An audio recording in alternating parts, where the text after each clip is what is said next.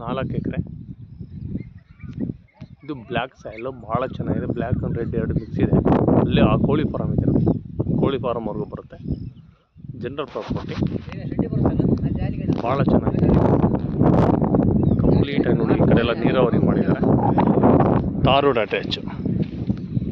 Attach. ಚಳ್ಳಕೆರೆಯಿಂದ ಬರೇ ನಿಮಗೆ 12 kilometre, ಹಳ್ಳ 12 kilometre Challakere. Tar road attach ಆಗಿದೆ. ಭಾಳ ಒಳ್ಳೆ ನೇಚರ್ ಇರೋಂಥ ಭೂಮಿ ಇದು. ಯಾವುದೇ ಥರ ಲೀಗಲ್ ಇಶ್ಯೂ ಇಲ್ಲ.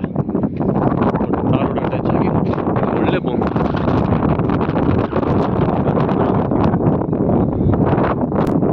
ವಿಲೇಜ್ ಅಟ್ಯಾಚ್ ಆಗಿದೆ.